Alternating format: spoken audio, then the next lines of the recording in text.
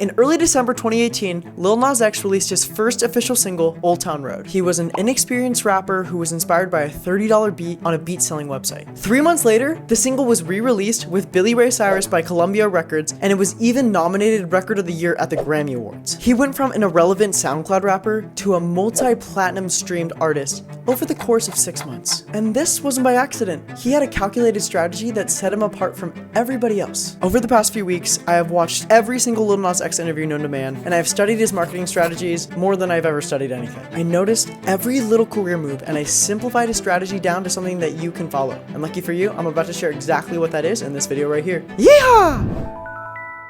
Hi, my name is Aiden from Novo Marketing, and before we jump into Lil Nas X's genius marketing plan, I just am here to remind you to hit that subscribe button, hit the bell. We are a marketing company and we want to help you so bad, so click the link in our bio to set up a free consultation. Let's get the show on the road. Lil Nas X says this about his success right now. This success, I'm making my calculated moves. Yes, it's true that a lot of luck played into Old Town Road's success, but there was so much more than that. And there is a reason that he's still relevant today. I mean, there's millions of artists who were one-hit wonders, and he has literally separated himself from them. And his ability to stay relevant boils down to 3 main points: inconsistent consistency, controlled controversy, and leaning into his differences.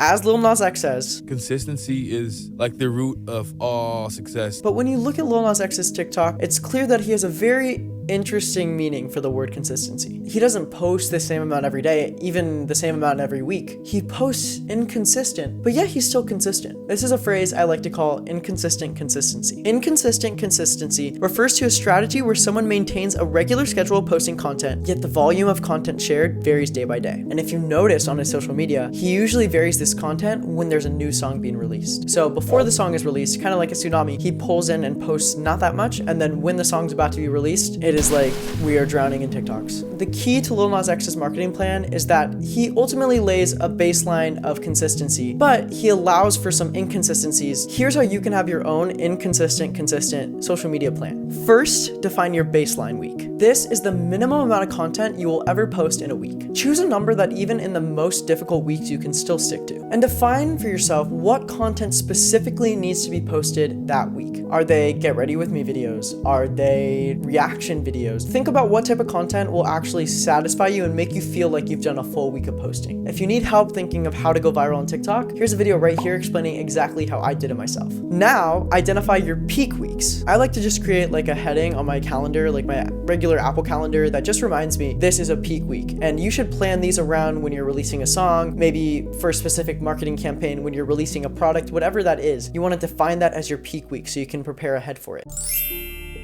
Lil Nas X is known to be the king of the internet by many people. He knows who his audience is and who it isn't. And since he is already getting sufficient attention from the people who support him, he wants to branch out to the people who don't, to reach a whole new level of success, even if this attention isn't all good. He just wants the people who don't like him to view his content, share his content, talk about his content, and you don't need to actually like the content in order to do those things. But it's still important that you keep this controversy controlled, and you do not get to the point where you are canceled. You don't want to cross the line. You want to keep the content weird, but not wounding. To make sure you don't cross the line, ask yourself these 3 questions, which I like to call the cross the line test. Is this content hurting anybody? Is this content disrespecting anybody? And what is the worst consequence that will come out of posting this content? If all those answers seem pretty appropriate, then congratulations, you've got yourself a case of controlled controversy right there. Here is a successful attempt of Lil Nas X using controlled controversy. When Lil Nas X released his album Montero, to do promotion, he actually pretended to be pregnant. He referred to the album as his baby, and he would go around on all his interviews saying that he's pregnant and that his baby's coming. And of course, this did spark some controversy, but let's ask ourselves the questions. Does this content hurt anybody?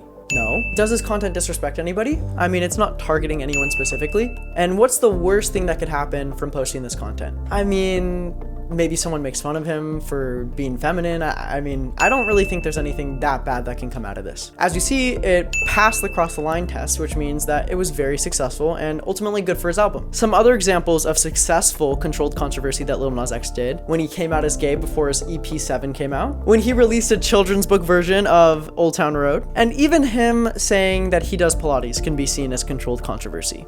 There is something that is the antithesis of controlled controversy. It is called chaotic controversy. An example of chaotic controversy would be when he just released his new music video, J Christ. Now, originally he didn't go in with any bad intentions, but reflecting on the music video and everything, this is what he had to say about it. It was this thing that artistically, it was just supposed to be like, I'm returning, like I'm back. Then I looked at the video with me like eating like the communion or whatnot, and I was like, okay, this looks really bad on paper. He ended up making people feel disrespected, which didn't pass the cross the line test. So that's why this might have not been the greatest idea for his marketing. So what type of controversy do you want to do? There's a type of controversy that I call cool controversy. So cool controversy is an acronym I made, and it is talking about 4 different types of controversy that is good for you and your marketing. Let's go over them. For C, we have culture, or more specifically pop culture. On TikTok, I used to make content about looking like Finn Wolfhard, Stranger Things content, and this was great. I was fully aware that people didn't think I looked like Finn Wolfhard, but really that just sparked engagement in the comments. And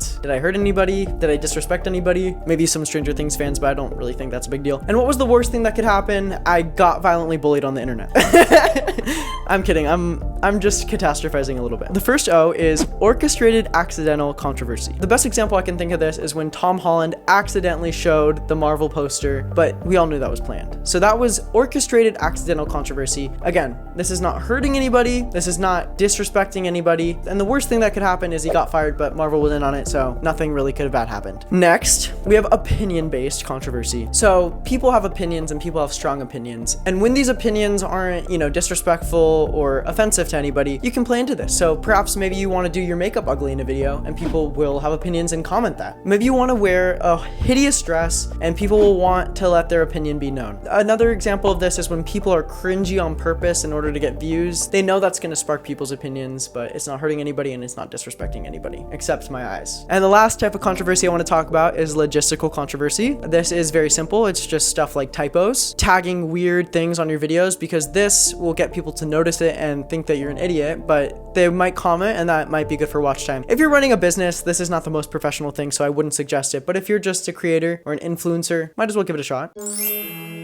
All right, guys, we are on the last point. This is leaning into his differences. Lil Nas X is a very unique individual, and that is very clear to all of us. And the reason he's so successful ultimately is because he really embraces who he is. When Lil Nas X released Old Town Road, many people saw him as a one-hit wonder, but who he is ultimately what made him stick around. You need to lean into who you are so you can stand out. But not all of us are as insanely unique as Lil Nas X is. But in order to latch on people's memories, we have to find something about ourselves that is memorable and that will stick with people. You need to find a symbol or something about yourself that will stick out immediately and completely grasp onto people's memories. I prepared a short little exercise for you guys to participate in. So if you guys could get 3 different piles of sticky notes, and they should be 3 different colors if possible. On color A sticky note, write 10 celebrities that have an iconic thing about them, and hopefully this can be a specific object. So some examples is Ariana Grande's ponytail, Lady Gaga's meat dress, Miley Cyrus's wrecking ball, Michael Jackson and his sequin glove, and Steve Jobs and his black turtleneck. Those are just some things to jog your memory. On post-it color B, write 10 things that have a lot of significance in your life. So for me, I would write something like my dogs, the color blue, and Alice in Wonderland. Now shuffle these sticky notes so you don't know which is which, and you're gonna pick one from each pile, and on the 3rd sticky note, so color C, you're gonna write an icon, like a symbol or something like that, that is the